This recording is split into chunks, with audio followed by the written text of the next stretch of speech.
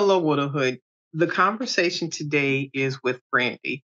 I connected with her on TikTok, and the girl is real. Her conversation about the passing of her husband, Tim, how he passed, and her journey forward, him being the lighthouse of their family. This is a conversation that will inspire you, educate you, and also just give you hope. Let's get into the conversation now.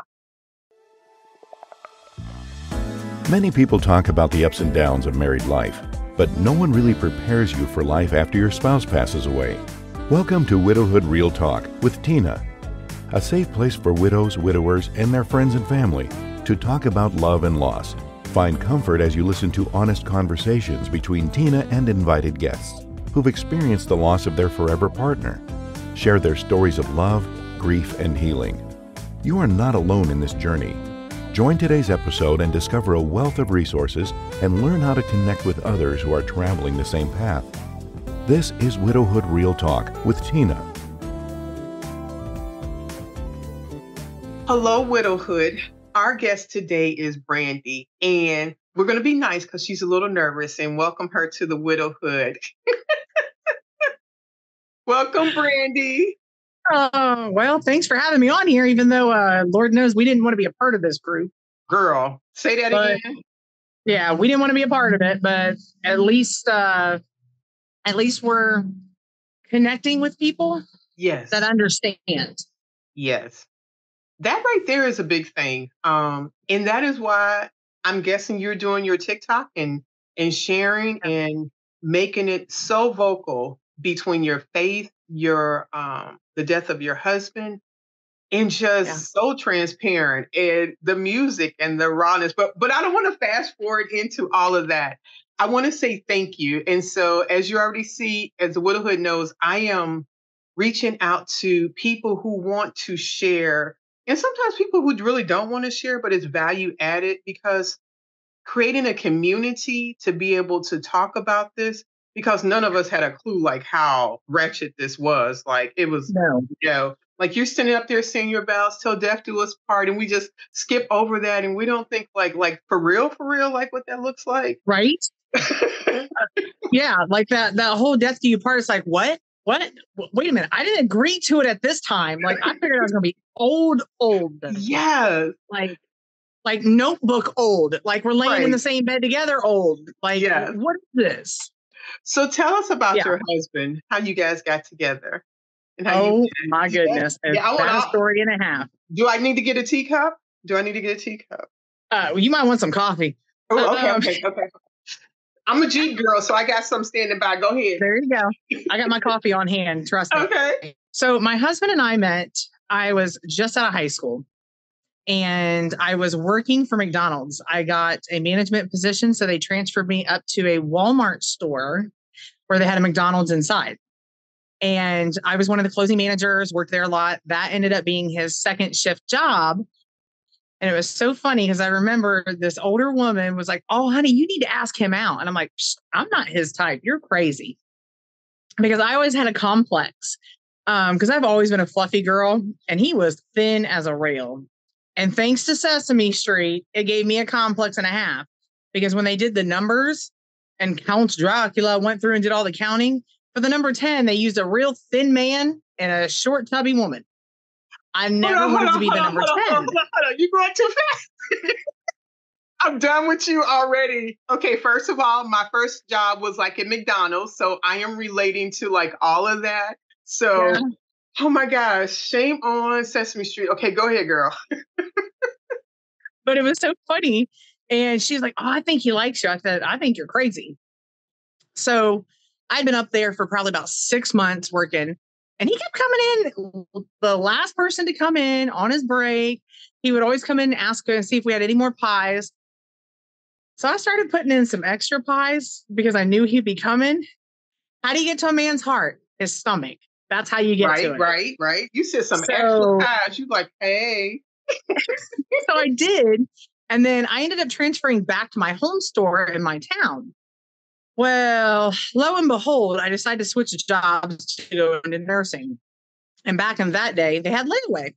So I put all my nursing scrubs, everything in layaway. And girl, if I didn't have bad luck, I have no luck. I ran an order out, literally slid across the drive, sprained both my ankles, messed up my knees, ended up in a wheelchair for a month because of the nonsense. Hold on. What was the My nonsense? mother, I hit a hole in the drive-through and slid right underneath the car. Hold on. Were you coming back like to try to see him and be cute? Okay. Well, actually, it was someone completely different. But what ended up happening, my mother takes me up to Walmart to go get my scrubs. Mm-hmm. She had to check out puzzles. He worked the toy section. I didn't realize that. Oh. So here he is, the toy stockman. My mother's trying to check out puzzles. And all of a sudden, this man comes over. It was him. Sickening sweet. Oh, I've got brand new ones that came in. Hold on, let me go get the ladder. Let me help you out. And so he's over there, and I'm like, oh, I can't deal with this. So I rolled around the corner in my wheelchair, took off on my wheelchair, just taking off. So then he starts drilling my mom. And this is my mom. Well, is your sister married? Is she single? What's the status? So then my mom finishes up. She comes around. She starts laughing so hard. And she's like, that man wants your numbers. He thinks you're my sister. And I said, oh, that's the first check mark off. I said, either I look that old or you look young. I don't know which one we're complimenting here on. Okay. Hold on. Did you ever go back to him and ask him, like, did he really think that was your sister or mom? Was he trying to be nice? What's that part right there? Oh, it was funny. So I ended up actually pulling out a pen and paper, wrote down all of my numbers because I had a cell phone, a pager, and my home phone. Oh, not the pager. We way. Okay. We way back. We are way back. So I rolled myself back around the corner. And as he's trying to put the puzzles back, I said, what are you doing asking about me? I was like, I'm her daughter. And he's like, oh, I'm so sorry. I was like, I get it. My mom looks young. You're not saying that I look old, right? And he goes, yeah. And I was like, all right. I said, are you serious? And he goes, yeah. And I said, here's my number. And I handed it to him really quick, grabbed the wheels, and I rolled off. It was hilarious. So he got off at 10 o'clock that night. I got a 10:30 phone call, and we talked until 6 a.m. the next morning. And what's his when he name? went into his first shift job. Tim. Okay, Tim. Tim Trapp. Yep. Oh my gosh. There was just something about it. And the crazy side to it is we had dated for about 9 to 10 months. And then I went on vacation with my friend, and there's an age difference between us. We're 18 years difference. And I had conversations with my dad and my mom, and because he was amazing. He was kind, he was sweet, he was thoughtful, all of these things. I wasn't ready to be a mom. He was already a dad of 3 teenage kids. Oh, wow. I wasn't ready to be a mom and all of that. And I'm just like, oh, maybe this isn't it. Maybe this isn't it. So when I went on my vacation with my friend, I called him up and we were just talking. He's like, when you come back, how about you move in with me? Hold on. I really find myself falling in love with you more and more. How old were you, Brandy? At that time, I was 20. Okay. I was 20 at that time. So and he has teenage children. He had a 13-year-old, a 14-year-old, and then his daughter had just turned 16. Okay. Yeah, that was a whole lot. Yes. A whole lot. I was nervous. But so when I called him and he was like, well, what about moving in? And I'm like, oh, I think we're better off just friends. Oh, I broke his heart. And we hadn't talked for probably about 8 months afterwards. My dad passed away. And I went up to the Walmart to go get one of those Valentine's Day bears that's got the date on it, to put one in the casket, one for my mom. And I ran into him and I told him, dad passed away. And he was like, oh, I'm so sorry. And at the time I was seeing another guy. That was a nightmare. And he was like, oh, okay, I understand. And he was very concerned, always there. But that was the last time I talked to him. And the crazy side to it is I had tried to find him. Well, he had quit Walmart and he went trucking. He became a truck driver. So I had searched and searched and searched. And I was like, all right. So I just kind of moved on, broke up with an ex, and I put something on a MySpace account about how I got sick and tired of all the guys in my life looking at me as a dollar sign or a sugar mama or whatever, because I'm that one that loves to take care of people. Mm. And I get this little message that says, I hope you never felt that way about me. I'm like, who is this? Because it didn't have his name and it didn't have his picture. I'm like, who is this? Well, then another message comes in and he goes, hey, I'm going to be up at the pub. I'll be up there tonight. I hope to see you. Who is this? Because that is the one bar that my parents told me to stay out of. And I did, because it was not a good place. I'm like, oh, okay. So then a third one message comes in and it got a phone number with it. I called. It went to voicemail and I heard his voice immediately. And I'm like, what in the world? I'm like, you gotta be kidding me. So I look at my friend and I'm like, we're going to the pub tonight. Like, that's Tim. She goes, Tim? And I said, Tim from Walmart, Tim. She goes, okay. So we literally rushed over. I got dressed up. I got all my stuff done. The bar didn't open until 9. We got there at 8:45. We got in. Nobody gets so bothered. Went to it was crazy. But we get to the very back of the bar and we're back there shooting pool. And I'm like, okay. And I watched him and another gentleman and 2 women all walk in together. And I'm going, oh man, maybe I shouldn't have came. Because I didn't realize who everybody is, because it had been 6 years since I've seen everybody. But I recognized him right off the bat. Like, I spotted him immediately. And so I'm sitting there talking to my friend and I'm like, oh my God, that's him. That's him. My nerves were so shot. I couldn't even talk straight at the time. It was insane. And she's like, well, go up to him. And I'm like, I can't. There's 2 women there talking to him. I can't do that. One of them was his sister and his sister's friend. That's what I was hoping. I was like, I didn't know it at the time. Right. Right. And I'm just like, okay. So then she goes over and she goes up behind him at the bar. She orders her drink. She goes, hey, my friend thinks you're hot. He goes, who's your friend? And she goes, Brandy Bell. And he grabs his cup of coffee and goes, where is she? And so then he sees me and immediately comes over. And we were together from that night for 15 years. Wow. For 15 years.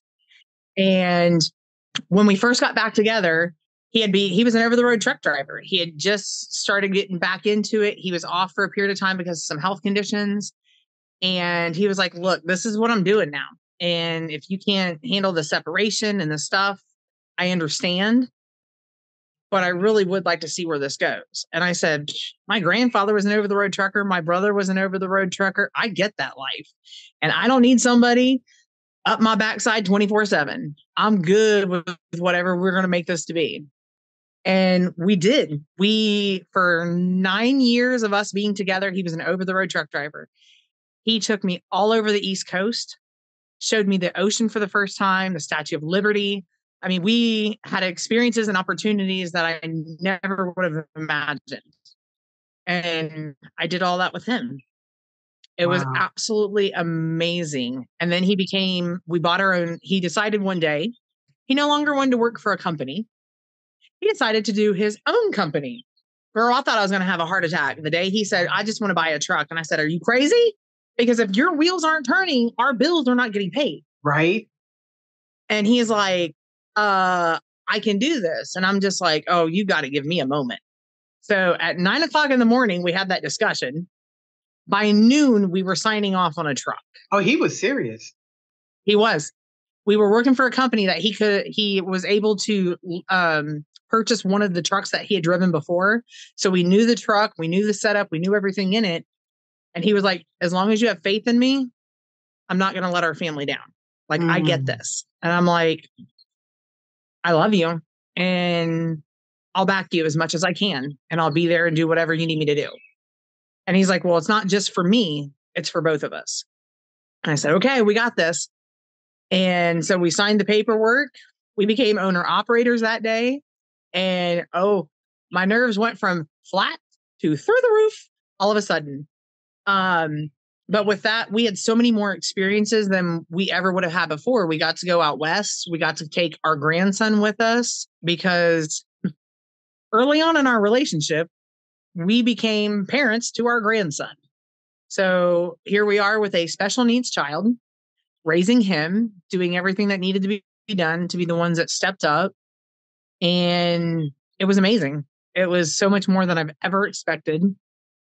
And I went from that person that didn't want to be a mom, didn't want to be a wife, didn't want any of that, to him looking and telling me, look, if you love me, you want to be with me, then my kids, my grandkids, they're a part of me.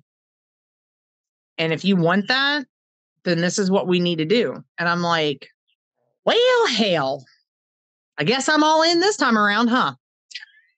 Oh my gosh, Brandy, that is okay. There's so much. Okay. There is. Tell me about when you told him, I have faith in you. Well, he said, if you have faith in me, I can do it. What did you see in him when he saw you had your faith in him to do that?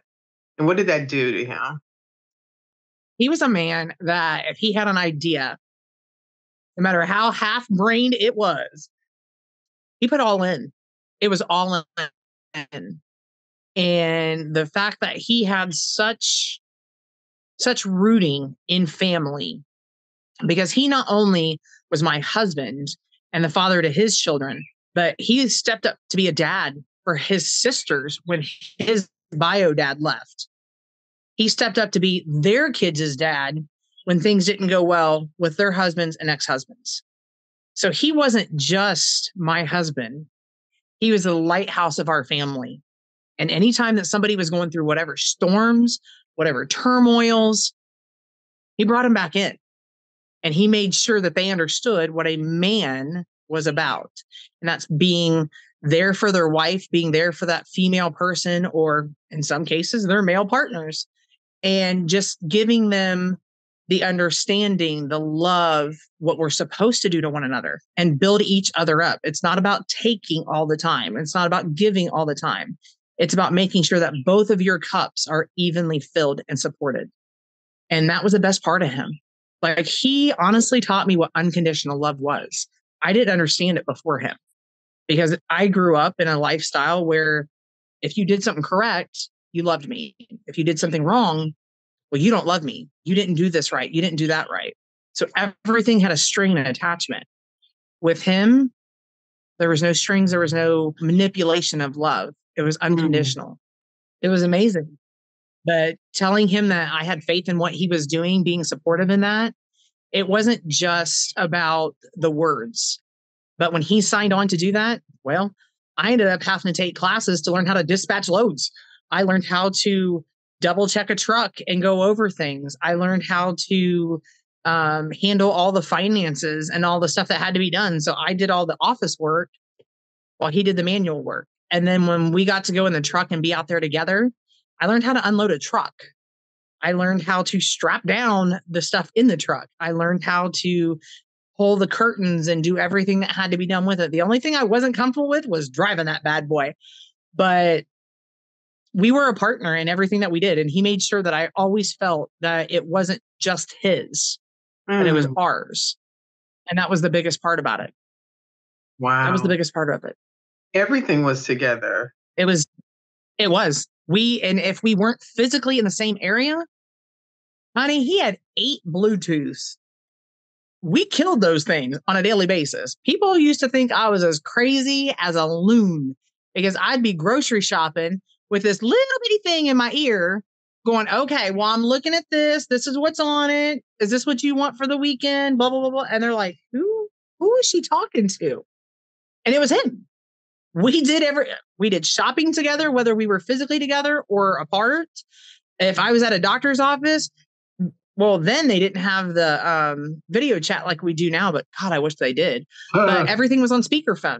Like all of our appointments, all of our stuff. If our grandson that we were raising had a school appointment and he was on the road, we were on speakerphone.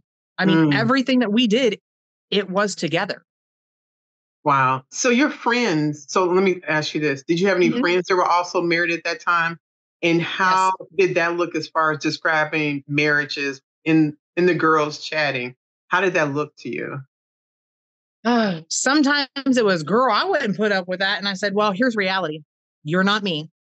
I said, because I look at the bottom of my husband's work boots, they're worn.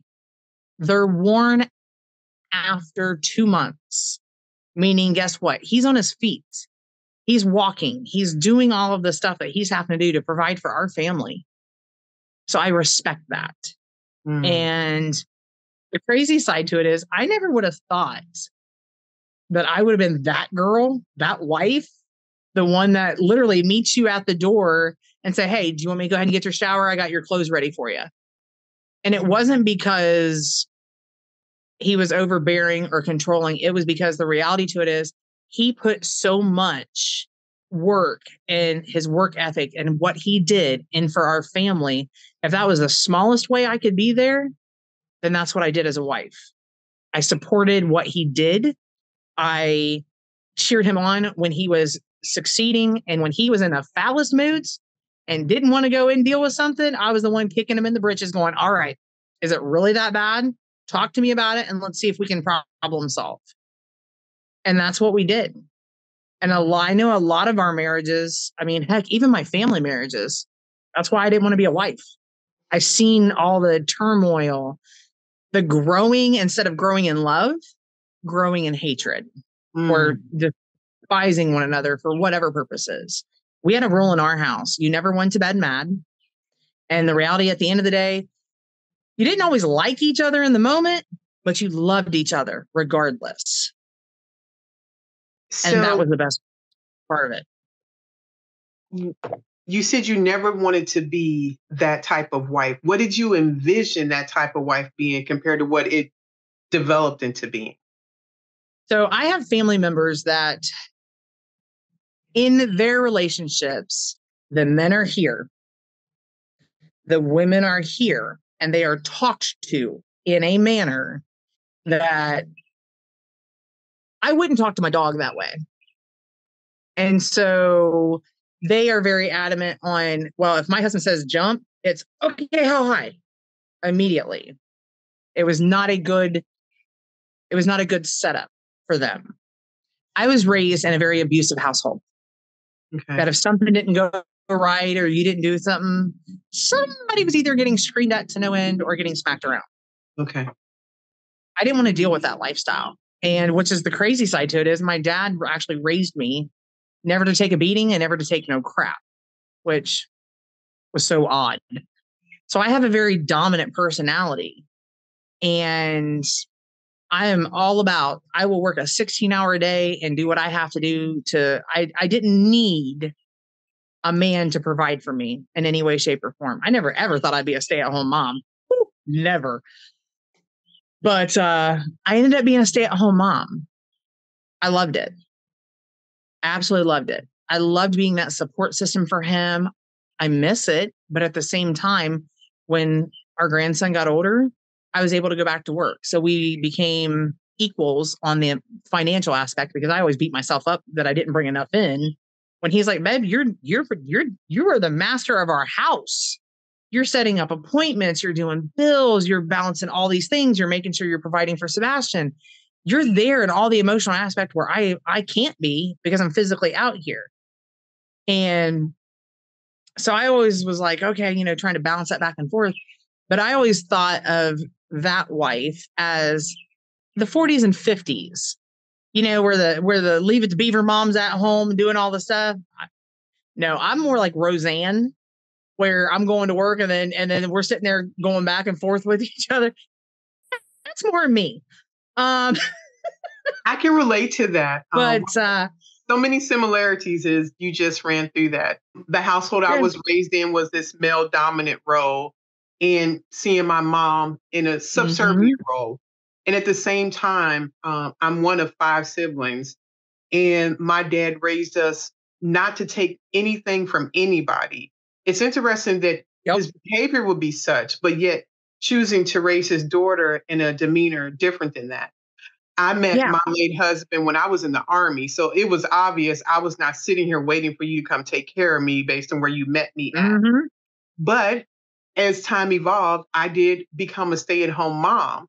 And I think when you have the right spouse and you're supporting and loving Yep. and respecting, it's a gift to show up and support them. I Yeah. remember my husband coming home. He was a traveling electrician, so he spent a lot of time on the road. I was Okay. thinking when you said that, he worked for International Brotherhood of Electrical Workers.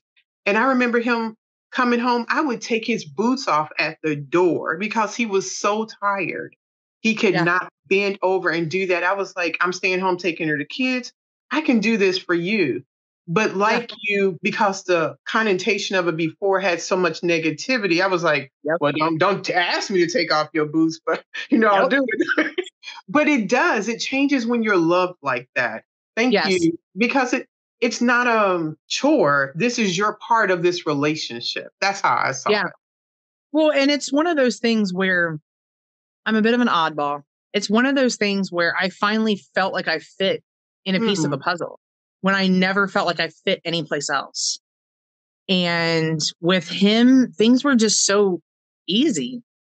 Like we grew because of him being over the road so much. We grew more with the conversations yes. emotionally, mentally, and then the physical part came.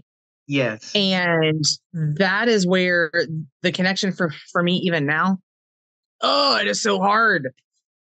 Because I mean, I'm used to where he's at. If he was out working on the truck, I'm there next to him, handing him either tools or I'm under the hood with him getting greased up from top to bottom. I mean, we did it together. Yes. Although when he would call out for certain tools, I had absolutely no clue which ones they were because I don't know the legit name. I just know the made up name that I gave them. Yes. Because I guess there's I think the real name to it is called an open end crescent wrench. I think it's called. Girl, I you're call not it a C quizzing and me on that. No, we're not doing that. girl. I call it a C and O because one side looks like a O, the other side looks like a C, and you can put it on the piece and twist. I mean, it's a whole thing for me. Nice. Nice. Oh my So God. eventually, he had to learn my lingo. Okay, if he wanted the tool, he was gonna have to make it work. Yep. A Yep. couple He of had to give a description, or otherwise, oh he my had to God. fill out a description form of what it looked like first before I could give him exactly what it was. Oh. Mm-hmm. So you meet 6 years later, you guys become this family. Where are his children and their age, and how did that blend work? The night we met was his youngest son's birthday. He had just turned 19. He had just turned 19, still lived at home with dad. And then his second son, the middle child, he was 21 and he was living out of state at the time. His daughter was 22 or 23. And she was living close by. She wasn't the biggest fan of me at all. And I get it because we're only about 4.5 years difference. Yeah, that right there. Yeah, that right there caused a big old issue. And so, in all intents and calluses, I'm his third wife, but fourth marriage. He bought one twice. I told him he should have returned that one. It's a process. But those other marriages, they weren't good marriages. And so the kids had a lot of turmoil, a lot of stress left over from that. Second wife was not good to the kids at all. And they were young when all that trauma started. So I had to pay big time for a receipt that I did not make. But it was worth it. It was worth it because here we are, now 16 years later, because he's been gone almost 2 years, and they still call me mom. They're still here. Oh, I just think of every Yeah. day, every moment, how the pain of the past was whittled away and they eventually just saw who you were. I'm just making it up in my Yep. mind. Those are a Oh, lot of yeah. hard moments, but it Oh, developed it to be was. something. Oh, I am not gonna lie. There was days that I'd be like, do I really need to do this today? Can I just throw in the towel? And I'd look Mm, at him and I'd see that face and I'm like, and I would remember the conversation in the car. If you love me, my kids come with me. My grandkids come with me. That means you love us and you're a part of something. mm. I wanted that. I wanted to be a part of that. Do I you wanted to be a part of that. wow. So this may be a tough question. Thinking Uh-huh. of being this nuclear mom now in this situation, can you think of like one moment where you was like, I'm winning, like this, you see it changing? Or do you recall like one instance like, okay, we're getting there? When my youngest got into trouble with the law, Ooh. he and I were only together for about 6 months. We were still dating and he got into trouble and I'm like, oh, you've got to be kidding me. And it's like, okay. He's like, well, I don't know. He comes to me, he's like, I don't know what to do. And I said, well, here's what we're going to do. And he's like, what do you mean we? And I said, we. I said, as in you, me, and your father. This is what we're doing. And he goes, we? And I said, yeah, we. I said, learn that phrase. It's two letters and it's a we, meaning three people, two letters. And he goes, oh, okay. I stuck by him. And even when he was pertaining to still want to do the same stupid stuff, yeah, I was the one that drove up and yanked his booty out of the house. And he was like, well, you're not my mom. I said, you're right. I'm not. I'm your dad's girlfriend. And I'm going to be the one that's going to be here to hold you accountable for what you're doing. He might be on the road, but I'm here now. And he was like, ugh. And he finally gets in the car. And the whole way back, I'm reading him the riot act. And he goes, why do you care? And I said, I care because you're your father's son. You're a part of him. I love him and I love you. And it's not changing. And he goes, really? And I said, yeah. I said, I don't care how hard you make this. I said, I'm not going anywhere. I said, so you better figure out real soon. I don't run. And he's like, well, you did the first time. And I said, I may have, but I was young. I said, here's reality. I said, you got to understand.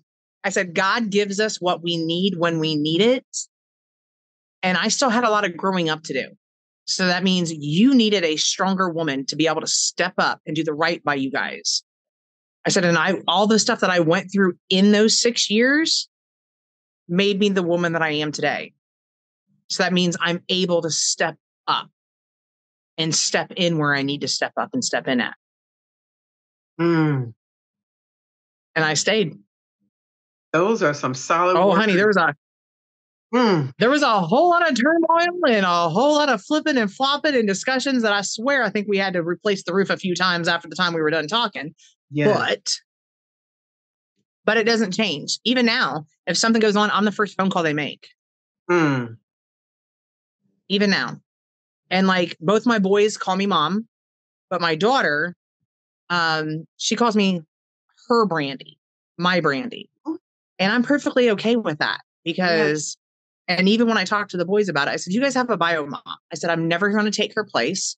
I'm never wanting to step on those shoes, but I am your Brandy. And I said, and you can call me anything, whatever works out for you, as long as it ain't disrespectful. I said, because when it's disrespectful, then you're going to deal with the attitude. And they laughed. But my daughter has finally come around. But it unfortunately took her dad passing for her to see that I wasn't here just out of whatever, but I was here because I loved him. How did So you pass? he passed from COVID. Oh, okay. Yeah. He got I'm so sorry. August 24th. He started having some chest issues. So we took him into the hospital to have a heart cath done. And well, he was there for 2 days. We know the person that was in close proximity to him that had a family member at home that was dealing with COVID at the time while he was caring for us. He and I were the only two in there. He got released August 25th, came home by August 27th, spiked a high temp, tested positive for COVID on the 27th. I tested positive on the 28th. We continued doing our life like we normally would. And on September 1st, he couldn't get warm. His O2 count dropped so low that we took him to the hospital. They had to keep him on oxygen, transferred him from our local hospital to another hospital here in town, a big hospital. And within 48 hours, they took him from high pressure oxygen to what they called heated high flow, which is a pressurized oxygen that goes into them. It was rough because the next step after that was a CPAP machine or BiPAP. And then after a BiPAP would be a ventilator. So as they talked to us and giving us all the signs and symptoms of what everything was, I just kept playing out, all right, we're at this stage. We're at this stage because I do have medical background and I get it. But the roughest part was to see him go through it, and God love him. You could talk cars all day long to that man. Medical in one ear and out the other. That's what I was for, the translation. But and I explained that to him. And I told them, hey, if when you're talking about tests or doing stuff, call me, put me on speakerphone, because unfortunately, for 5 days, I couldn't be there. But we video chatted. Heck, I'd watch him sleep for 2 hours at a time through the phone because that's where I was comfortable at. But by the time I finally got released and got down there, it was frustrating. It was frustrating because I know what our procedures are for healthcare. They weren't necessarily met. And on that 6th day, I finally was able to get him out of bed, get him an actual bath and cleaned up, get him in his chair, and got him to be able to eat sitting up. And boy, I got yelled at more times than I knew what to do with by that nursing staff. And I said, look, y'all ain't doing it. I'm doing it. And they're like, oh, but he can't. And I said, watch me.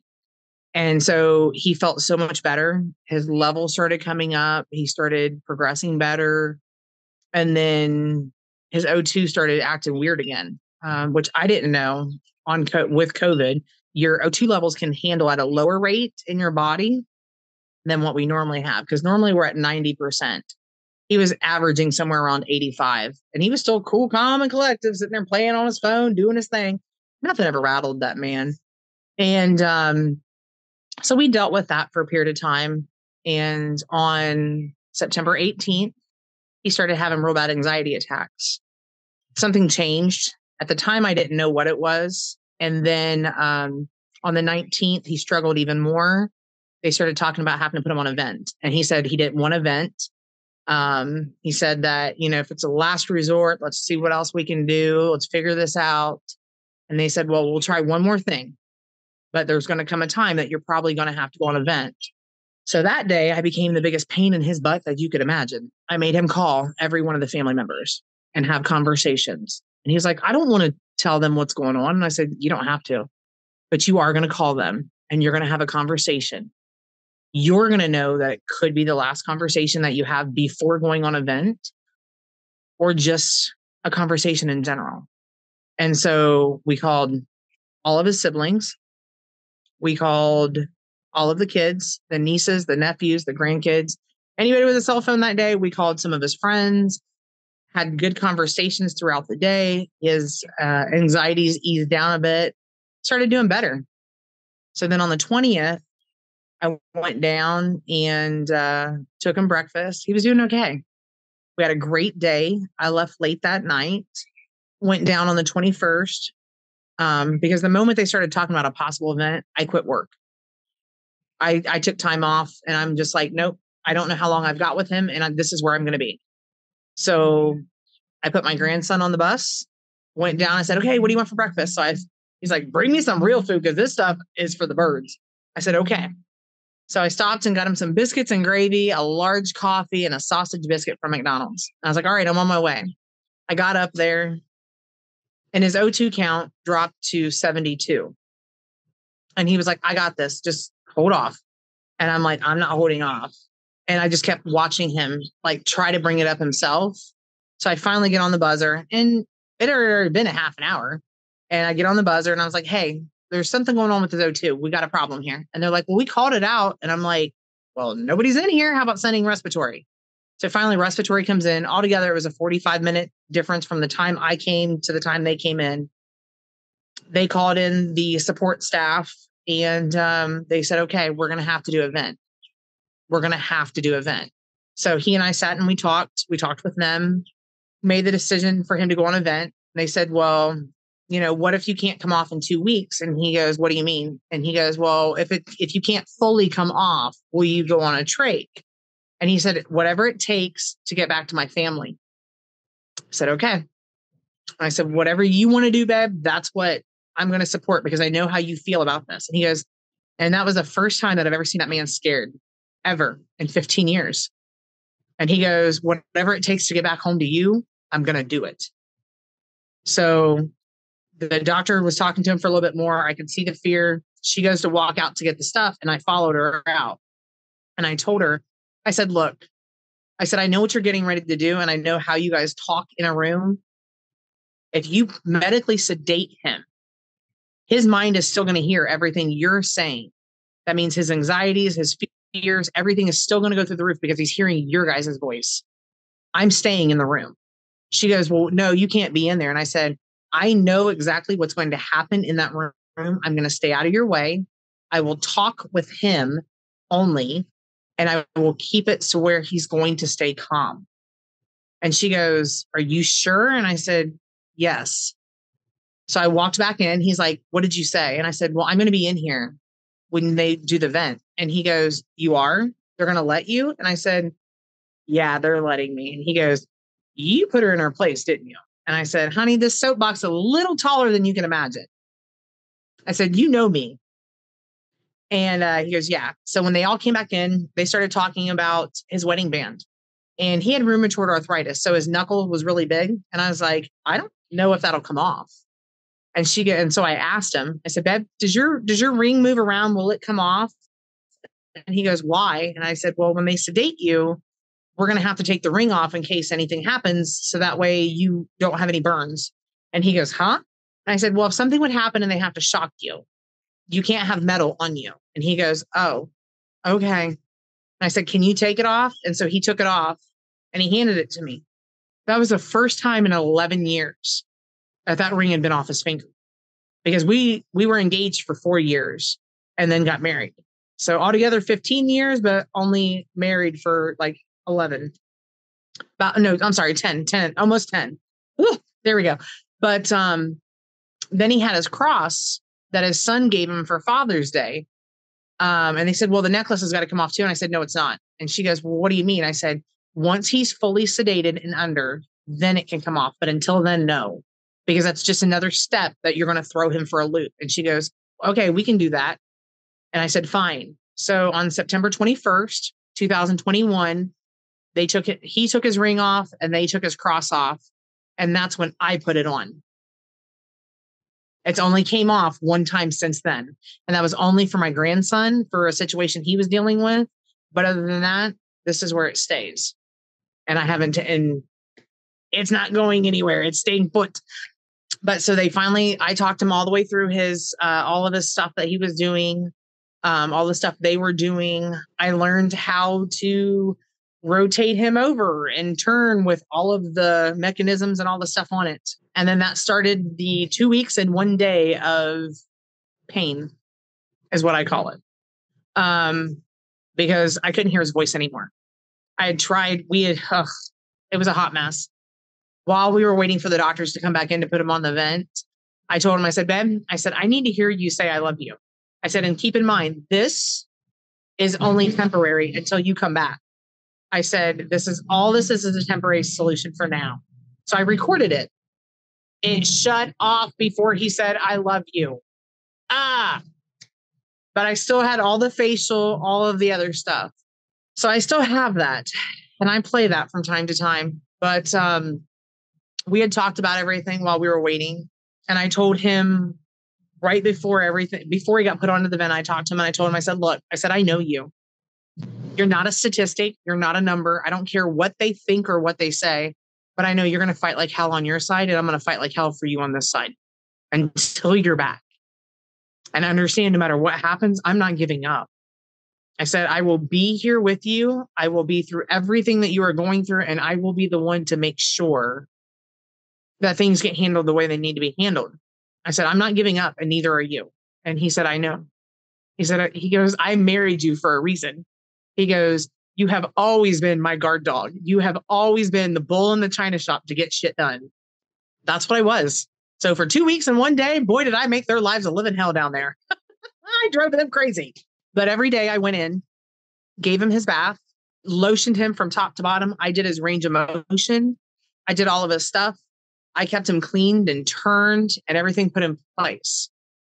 He had Christian music that he loved to listen to. So every morning when I would give him his bath, I'd go in, turn on that music, start singing it, and wait for him to wake up and say, honey, you can't carry a tune in a metal bucket. Why are you doing this to my ears?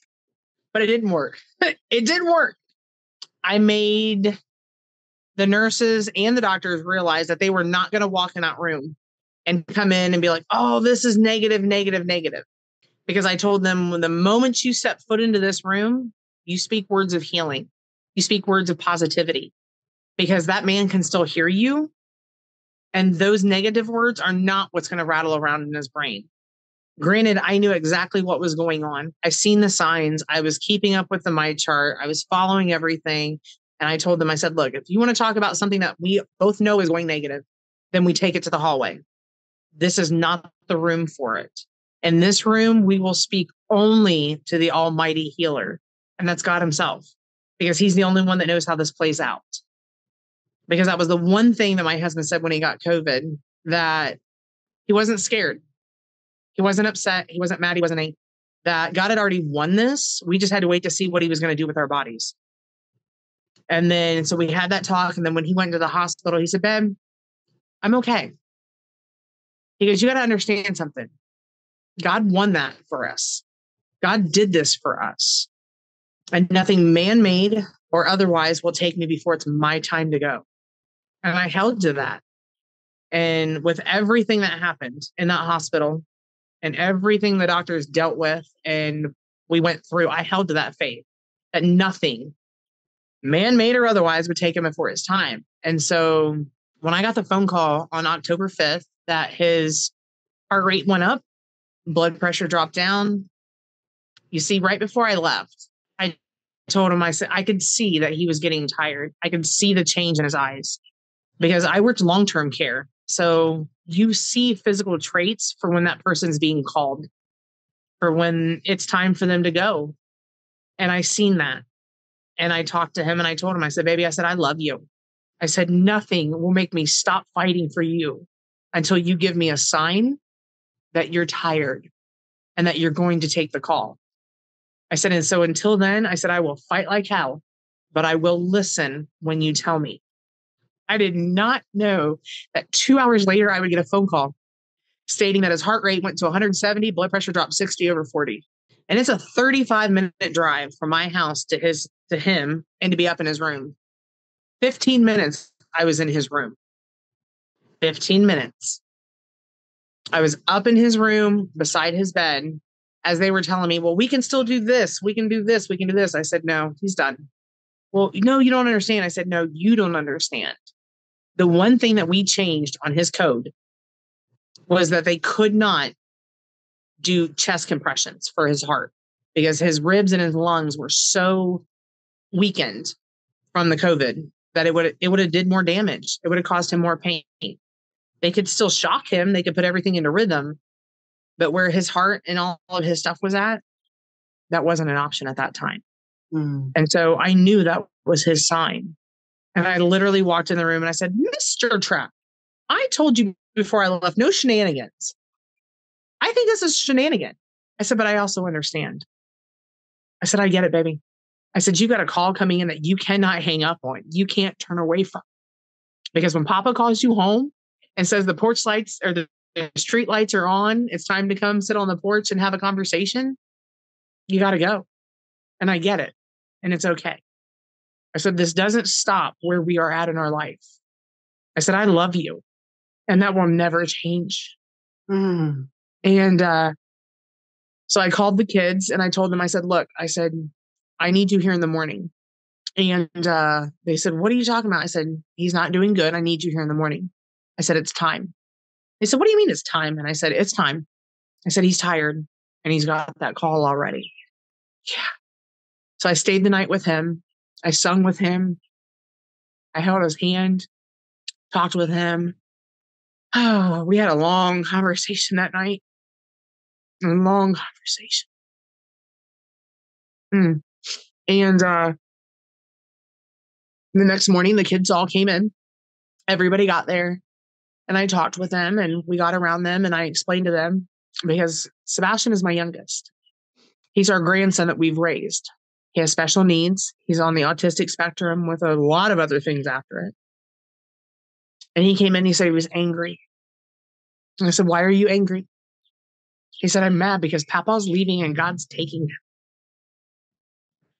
And I told him, I said, baby, I said, I love you. And it's okay to be mad. And it's okay to be angry. And God understands that. I said, but you need to understand. I said, the love that we have for him is because we love his physical being that's here.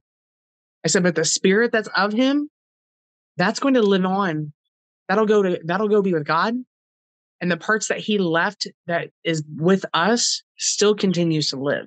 So all of the good, all of the stuff, all of the things that we can remember is what still continues to live on. I said, no matter how many times we want him physically here, he's here spiritually. And when we do stuff that he taught us how to do, he continues to live on. And that's how we teach the rest of them. And he goes, but I'm so mad about it. Why aren't you mad, Mom? I said, I can't be. I said, you have to understand something. I said, Mom prayed for healing because I want him physically here. I said, he's my rock and he always will be.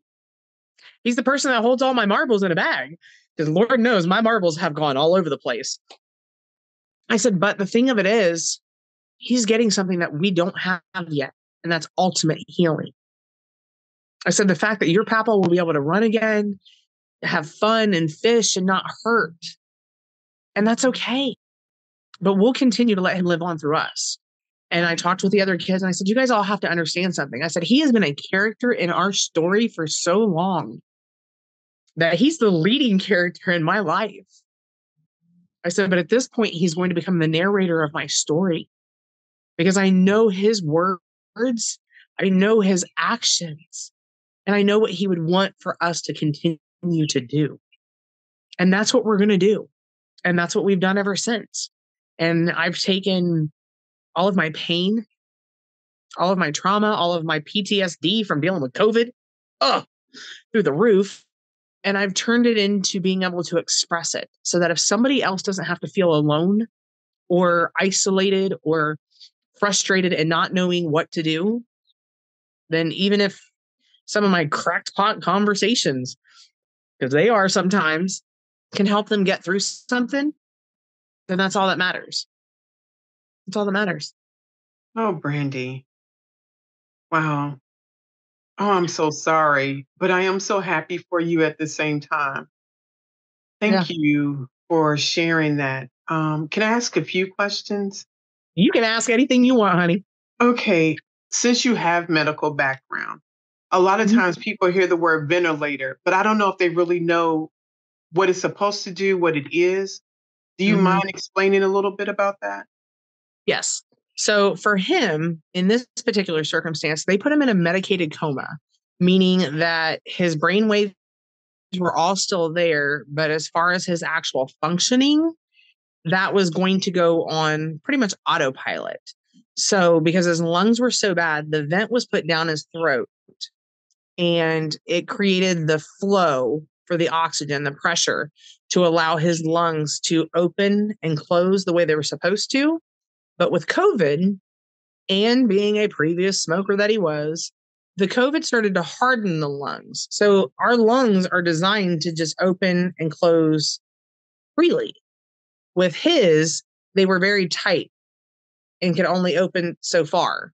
So because of that, unfortunately, at one point when he was on the heated high flow, the respiratory personnel turned it up too quick, which then caused the lung to have a hole blown in it. So that created the anxiety attacks, that created the extra pressure, which led to the vent. But with event, it breathes for you. It puts that amount of pressure that your body needs to maintain where it's at. The plus side to it is as you heal, as you start to get better, it weans its way down and it allows your body to have the rest that it needs. But unfortunately, in his case, it couldn't heal the way it should have. Thank you for sharing that. You mentioned about Tim being the lighthouse for the family. Mm-hmm. Oh, yeah. How is that? How have you guys honored that? How do you see being in that space? It has been hard. His biggest fear was that if something ever happened to him, the family would fall apart. That everybody would just go their own way and they wouldn't have the unity of what is the family. And I'm not even going to lie, I have struggled to maintain that, to keep that status quo.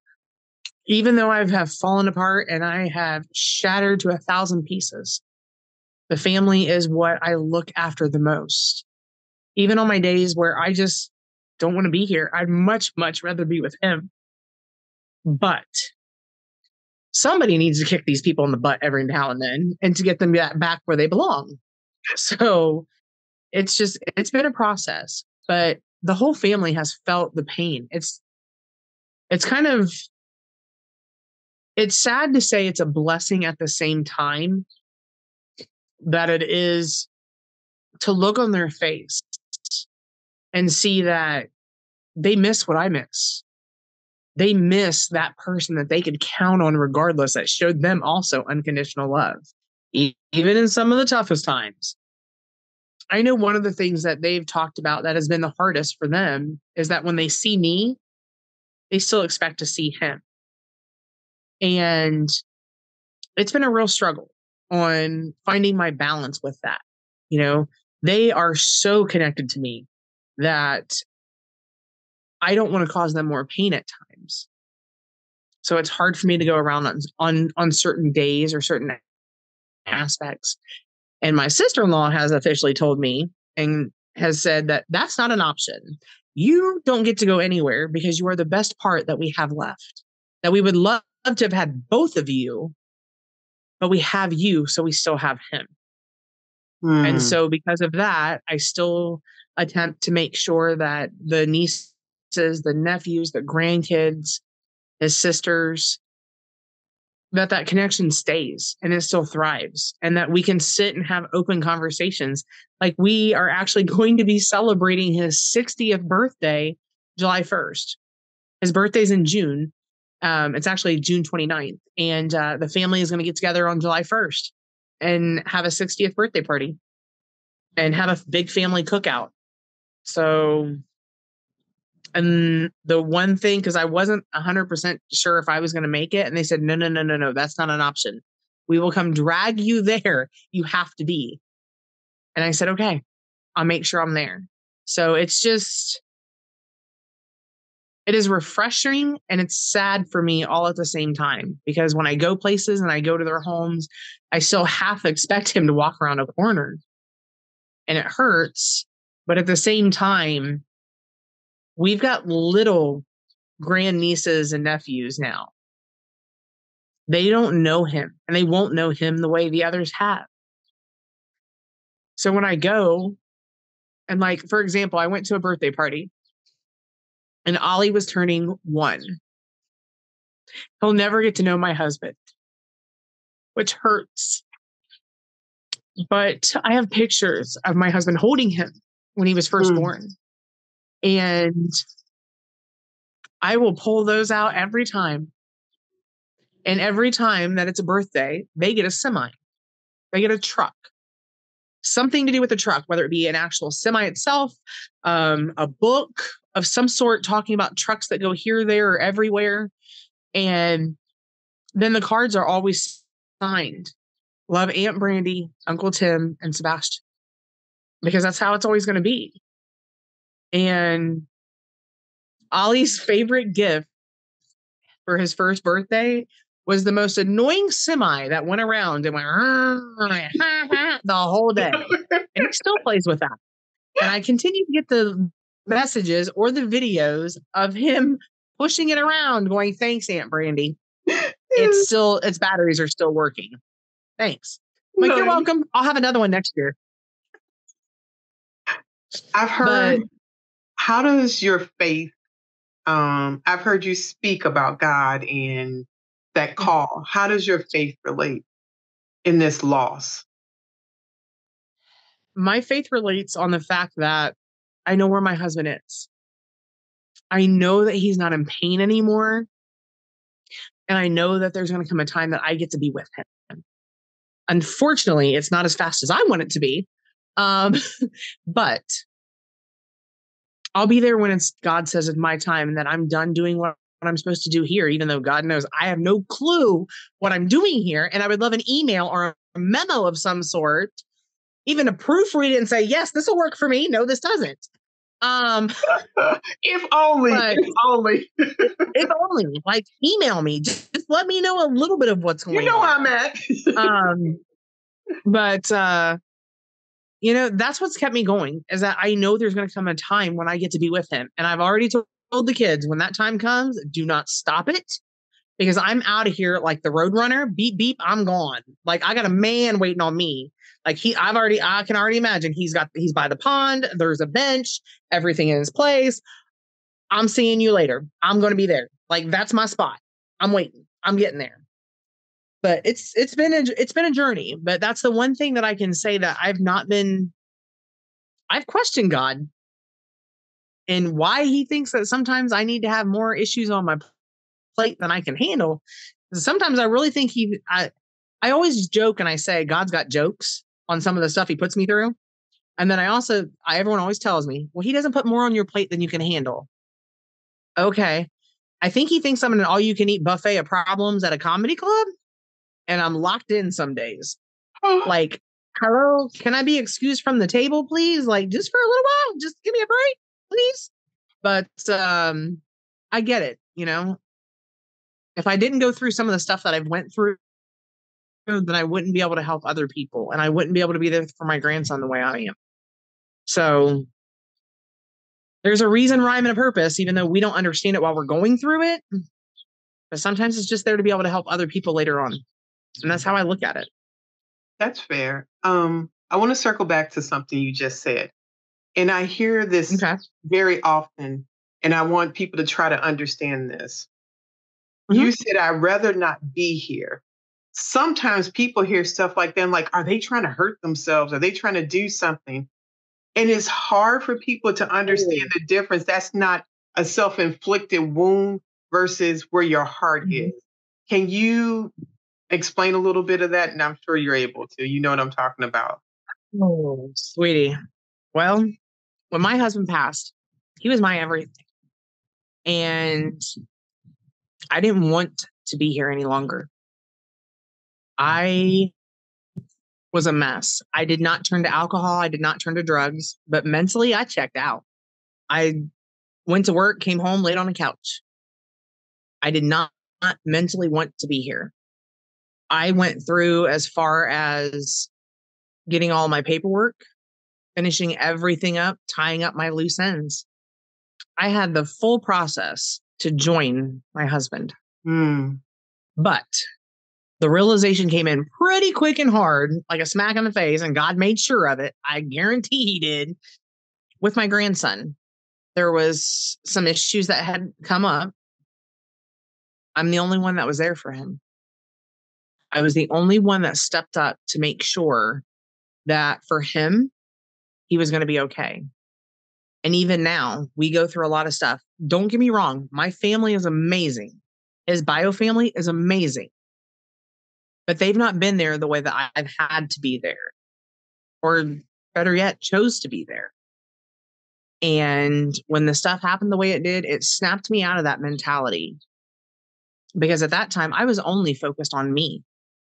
I was focused on how much I lost and how much I wanted to be with him so bad.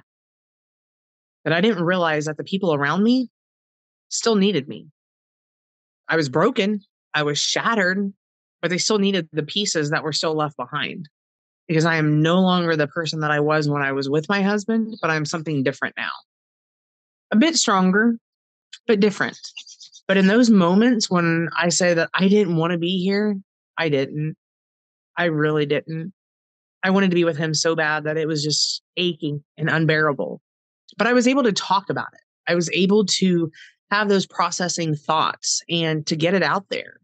Because the one thing that I've learned through this entire journey, the more you talk, even about the stuff people tell you not to talk about, that's healing.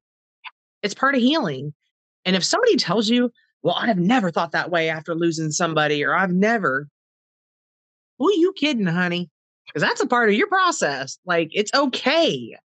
It's okay to think that way because the person that had us, we are lost without them. And so our brain does all these crazy thought patterns and all these things.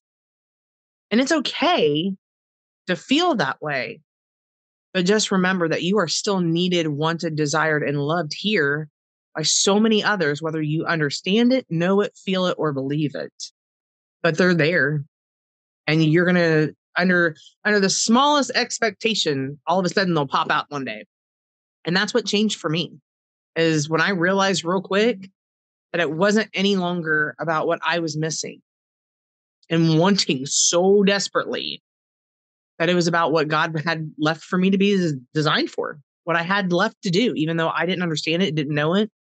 But I look back now 20 months later and I'm like, okay, I get it, God. I get it. You know, we had to go through these devastations. I had to go through all this loss and this turmoil and this pain to be able to be there for other people who are still now struggling, people that are just now coming into it, that feel the way I did back then and no one wanted to speak about it. But I speak about it. So, and I get it now more than ever because my mom lost my dad 20 years ago. And so she was a widow at an early age, much like myself. And I understood the loss of a father, but I didn't understand the loss of a husband. So when my husband passed, I was able to be there for my kids in a way that I didn't have someone there for me back then. And now I understand what my mom went through. Mm. I understood now why she hung on to me so tightly, because I was the one thing that was keeping her sane. Just like for me, I have Sebastian and I have the others, but I have him in my home. And so it's an everyday basis.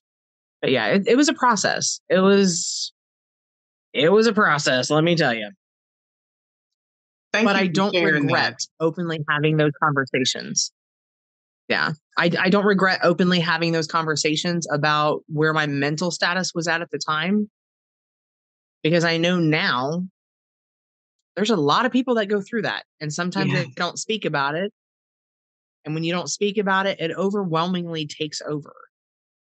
And sometimes that darkness holds on a lot longer than we want it to. So I'm a firm believer when you're having those dark thoughts, shine them to the light, because the light is where they get set free. The light is where you'll heal. And that's where God really wants you. Yes. There's something so powerful about taking those thoughts that are trying to hover in your mind and Yep. release them. And when you hear other people saying, I struggle with that same thing, it doesn't Yep. particularly make it easier, but it takes the edge off and it lets you Yep. know this is what grief looks like. This is what people don't always say openly, which is literally why Widowhood Real Talk with Tina having these conversations. So people, especially I feel like people that are struggling, that have had loved ones lost during COVID, there's a Yeah. different sense of loss of community, loss of people being able to comfort you, Yep. support. Or what are your thoughts in your experience? Well, I've experienced with COVID is I'm one of the blessed ones. And I know that sounds weird to say, but I'm one of the blessed ones. I was able to be there. Right. I was able to physically be there with him. And I know my kids are hurting because they weren't. He could only have one visitor the entire duration. But at the same time, it's one of those things that I also feel guilty Did I miss something? Did I not catch something with me having the medical background that I have? What did I miss? What did I not do enough of? And then knowing everything that we went through, like when it came down to having to figure out the code status, I actually called a family meeting and the hospital didn't like it, but they allowed for it. They allowed the family to come down and we had a discussion on what we were changing and what we would change and what we wouldn't change on his code status. And that was the first time any of them got to see him since he got sick. And it was an eye opener for them. And, we still talk to this day. And I told him, I said, I'm going to give you guys the opportunity because we need to do this as a family for this part because he means so much to all of us. I said, but I'm just going to let you know that last part, that if a decision has to be made to take off the vent, that will be mine and mine only. And they said, but why? And I said, because the way you feel afterwards, I knew what that feeling was going to be. And for me, not going to lie, there are some days I feel like a murderer. I feel like I gave up. I feel like I didn't push hard enough for them to do something. But then there's the reality to it. We exhausted everything we could. And after I talked to my son literally last weekend on this, and him telling me, Mom, you did what you had to do for him. You gave him peace. We're not mad. We're not upset. And we're not angry with you. You gave him peace. But I'm not going to lie. That was the hardest thing that I've ever had to do in my life is to know that I'm the one that had to make that call. And I would have did anything to trade him places. I begged because they told me how much it was his lungs. I begged, take mine. We're the same blood type. Take mine. I will give anything for that man. But to know that during COVID, there wasn't a whole lot that could be done. I'm blessed because I was able to actually be there. That there were so many thoughts, so many processes that went on. Being the only one there meant that everything that you've seen and had to deal with relied solely on you, and you feel so alone. So alone. And you try to hold it together. You try to walk in and have a smile on your face, like everything's going to be okay. Like you're reassuring them that everything's going to be okay. And then the moment that you walk where you're not seen by anybody, you lose it. You break down. You start to feel the pressure that comes in and it hurts so bad. Yeah. Brandy, I am so glad for Tim's words to tell you that God was in control. For him to tell you that his moments in this world would not be quickened or changed by anybody but God. And I know we have to tell ourselves that over when those thoughts creep in, but him giving you that solid word to hold on to, I'm sure even when it gets complicated, you're able to pivot back to that and say, it's true, but it doesn't stop and the thing of it is, coming. It doesn't always stop the guilt from coming. It doesn't stop the hurt sometimes, but then the realization of, for me, and I go back to my husband's conversation that we had, nothing man-made or otherwise is going to take me before my time. Right. And for me, if he was meant to be here, then October 6th at 10:58, he would have continued to breathe. He would have continued to do exactly what his body was designed to do. But reality, he took his last breath in my arms. Oh. And I told him how much I loved him and that it was okay and that I would still be. Whether it be COVID, a heart attack, an accident, or something else, he still would have went home at 10:58 on October 6th. His place was already set. To have him, and there are days that I'm okay with that, and there are days that I struggle. Amen to that. Amen to that. Yeah. How have you talked to you mentioned about talking? How did you start talking on TikTok? How did that begin? Well, I started talking on TikTok when everybody on Facebook got tired of me posting. Several people have told me that. It's like, all right, now that I've got done with the family and friends, it's like, all right, I still need to talk, so let me move to someplace else. Okay. Yeah. Well, so it's hilarious. So I always thought it was funny. So Tim had TikTok and he did all of his own stuff on TikTok. And I always thought he was crazy. I'm like, that's one of the kids' apps. Have you lost your mind? And he's like, no, it's not. He's like, look at this. And his TikTok versus my TikTok are so different. Okay. Because on his TikTok, there's Bible verses, Christian songs, preachers talking, woodworking, and stuff like that. Not that he Jesus with the woodwork. Okay, Jesus being the carpenter. Yeah. Okay. Right? Well, Tim loved to do woodworking. Like that was his hobby to pass time. Okay. And so he would start looking at a lot of different stuff on there. But it was always comical for me. And then so when he got sick, the family couldn't be there. So I did Facebook Lives. Oh. And I would, give everything out, what was going on. When I got there, I would sneak and hurry up and do a live showing all the equipment, doing the rundown, doing everything to keep the family and everybody in check.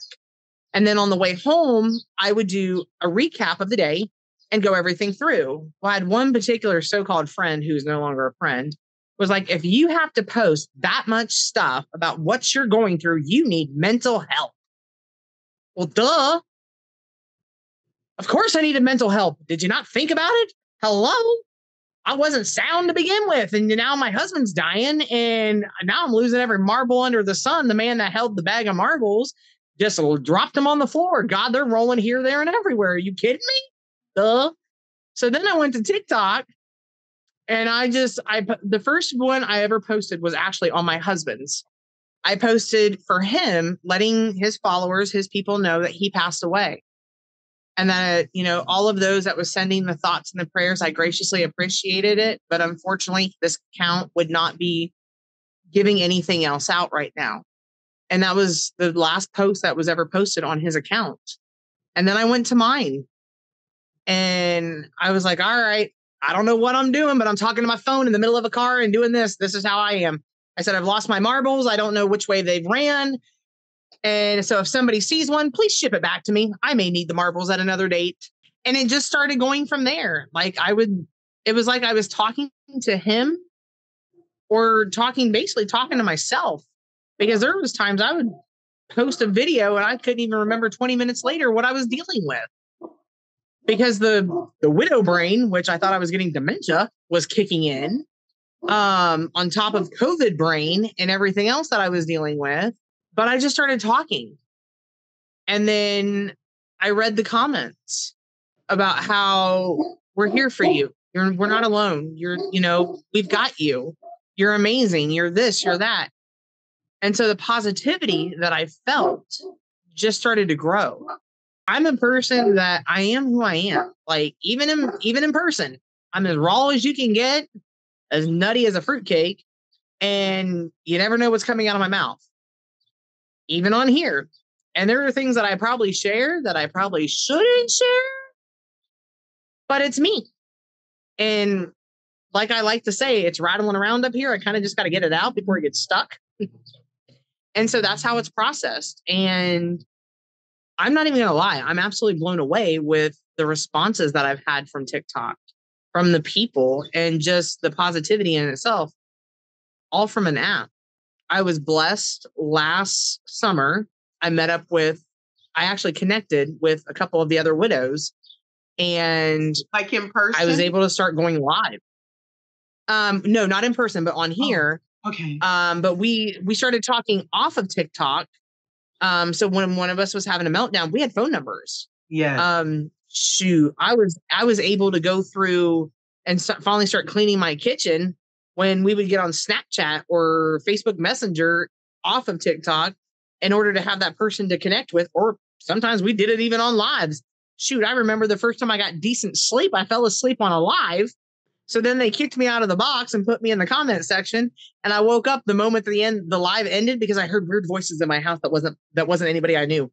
It scared me. Community is so important, to be able to connect with other people. You don't have to qualify your statements. You don't have to explain this. Yeah. They already get it. I want to talk about what friends say sometimes. Oh, what don't they say sometimes? I'm going to let you go with it. Just go with that. So I've had friends tell me, I've been blessed at times because the friends that I have that are around me stepped up. That some of them I hadn't talked to in almost 10, 15 years. They were here for me. But then I've also had some tell me, you're not over that yet. Haven't you processed that enough?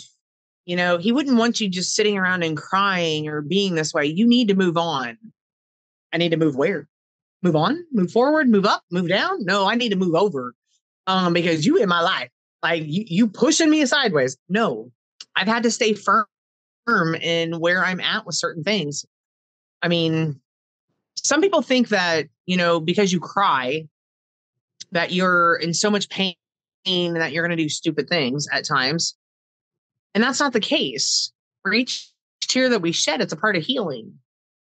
We cry so much, we grieve so hard because we loved so much. Yes. And the fact that love is flipped to grief, it hurts. And, I've had friends that were able to say thank you because I shared my story and then they ended up with people dealing with the same stuff. I've had friends come across and say, I never would have thought of that. I'm talking with my spouse tonight. I've had friends that went ahead because at my age, I'm only 41. We never talked about wills or power of attorney. What are we going to do with our kids if something happens? So because I voicefully said everything that I was saying, it got them talking. It got them thinking. It got them realizing that when that time comes for them, they don't want to be left with their I's not dotted and their T's not crossed. So a lot of them started kicking stuff into gear. They started processing and looking at things and buying life insurance, the grown-up thing to do. Yes. But it was a whole process. But I mean, I've had a lot of really, really good friends that have stepped up and have been so supportive that I've been beyond blessed. I've had one or two tell me that I need to go get my mental health checked out and probably a straitjacket or two. But it is what it is. And the difference between them is the fact that they didn't have a love like I had. And I feel sorry for them. That's the difference. When you haven't found that one, that person that completes you, that balances you, where your puzzle piece finally fits, you're not going to understand it. Even on the fact of loss, but just to have that connection with another human being that gets you. So if you haven't felt that ever, that's where I felt sad for them. And I told them, just give it time. You'll find that person. You'll understand someday. But I pray that you never feel the way I do. I gave them grace. Nice. So where is Brandy now? It's been different. Woo, honey, I'm a hot mess in a basket case 20 months later. I've started dating. Ooh, honey, has that been a hot mess and a half? Because unfortunately, they don't tell you. We talk about widow brain. We talk about widow fog. They don't talk about widow fire. That's a whole other process in itself. I've never heard widow fire. What is that? Went through a stage. You've never heard of widow fire? No. Oh, sweet baby Jesus. Oh, okay. Widow fire. The way I can only describe it is. Hold on. This is PG. This is adult. This ain't like for kids. So you good. Okay. There we go. The reality to it is when you physically, your body physically craves your partner. Oh, okay. Okay. The hotness. When you no longer numb and you come back to life going, ooh, child, you thirsty. Okay, I got you. Yes. Honey, I was catcalling the UPS man, the FedEx man, the Amazon Prime man, the mailman.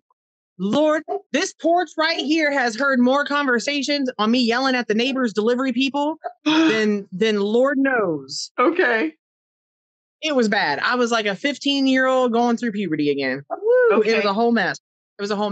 Okay. But that balanced. Thank you, Jesus. That balanced. But now I'm to the point where I'm talking to a gentleman. Okay. Trying to figure out if there's going to be a chapter 2 in my life. Oh. there has been a lot with that one alone, on the fact that I've learned that some guys, they're not okay with a dead spouse. That is very They true. would much rather have an ex. They're very intimidated by that. Okay. But I have not only painted the picture of my husband, how much I loved him, cherished him, how good he was to me. We also had our bad times too. For sure. So I humanized it. And we had a great conversation, but it takes a lot to find that right person that you click with afterwards, because you're not who you were before your spouse.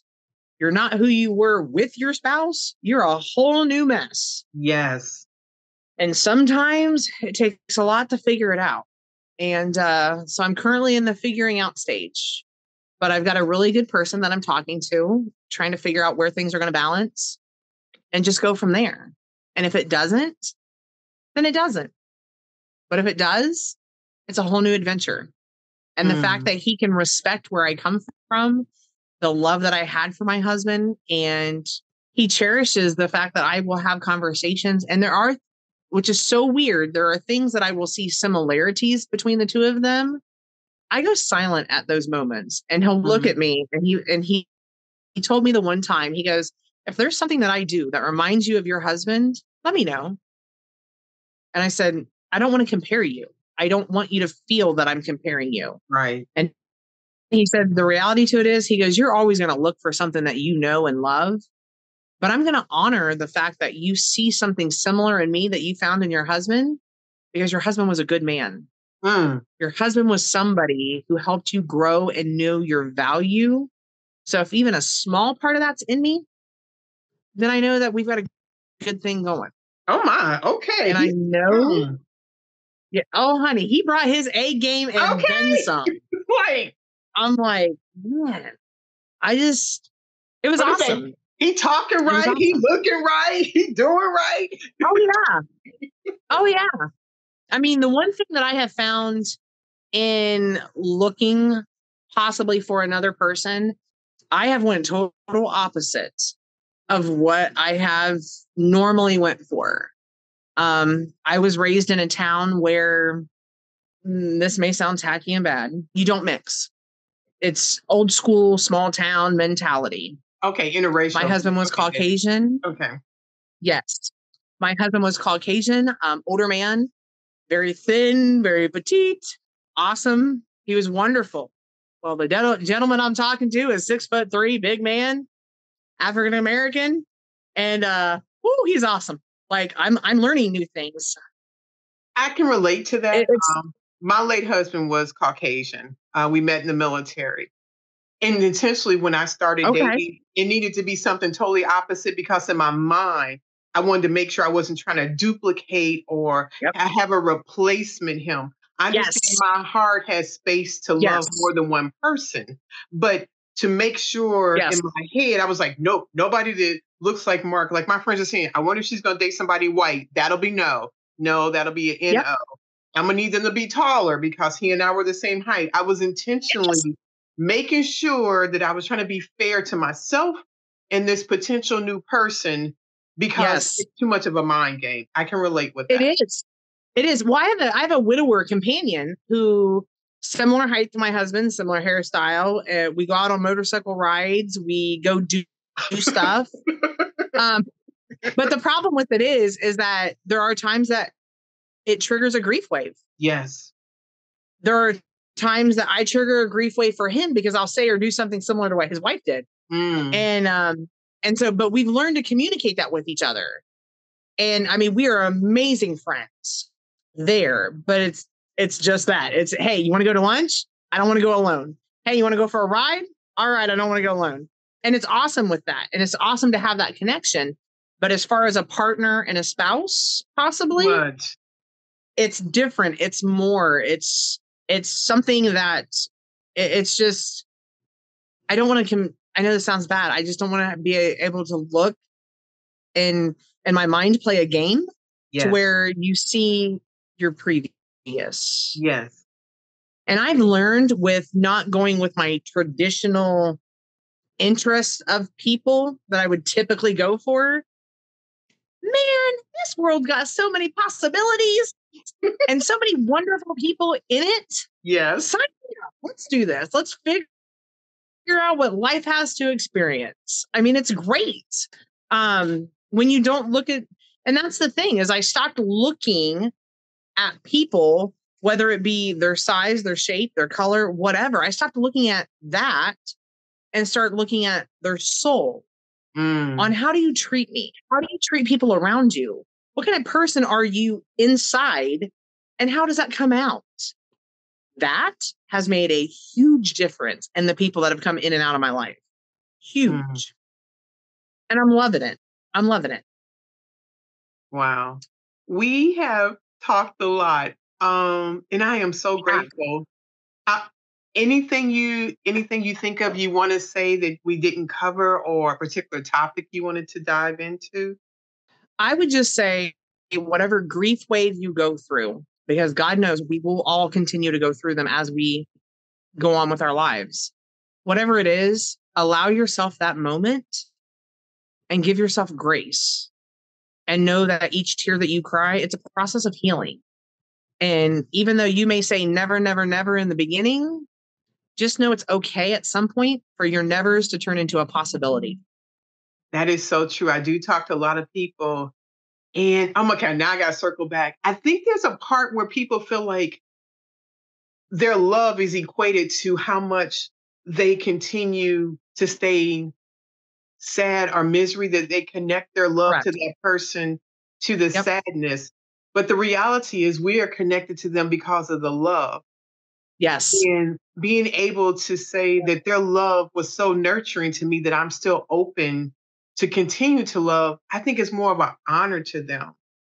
And everybody It goes is. through this different. I'm not saying that dating or remarrying is the cure to widowhood or widower, but Mhm. it does not often have to be the end of your existence and loving, to be open. Those are some Well, very and important the one thing that I've learned is that when like for me personally, I'll never date, I'll never be happy again, I'll never, never, never.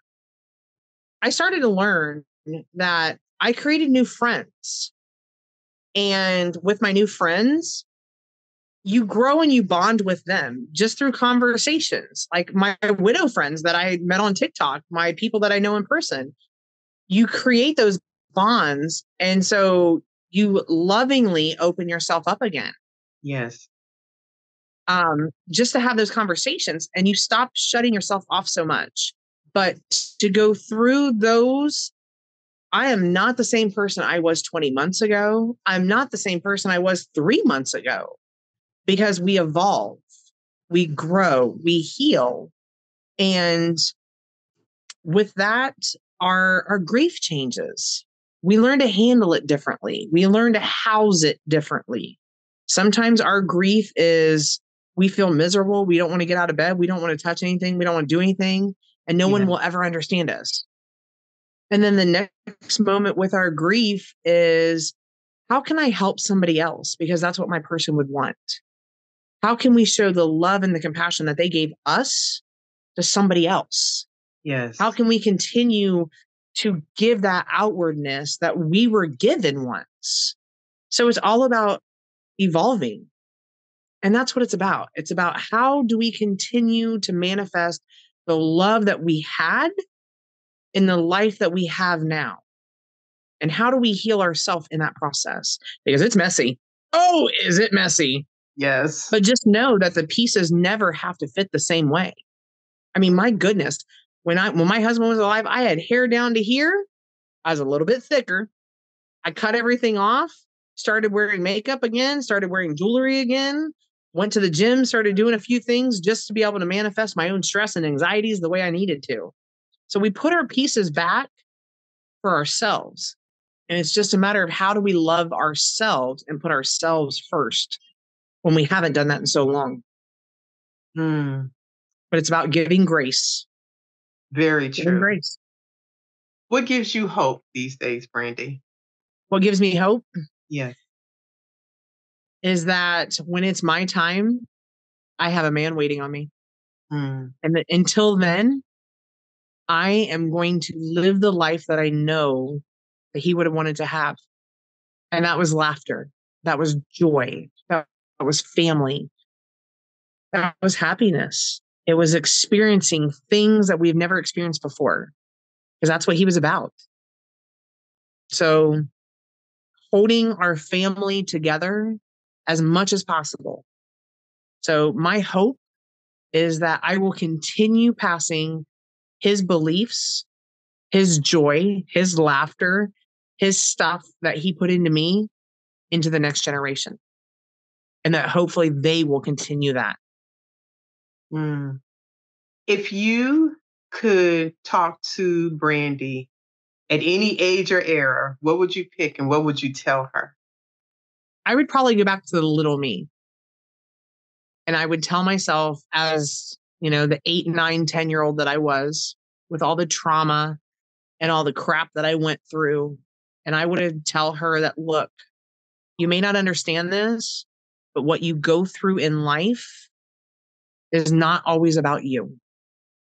It's not about how this hurts you at the moment, but you'll learn to handle it. You'll learn to process it, and you'll learn to help somebody else.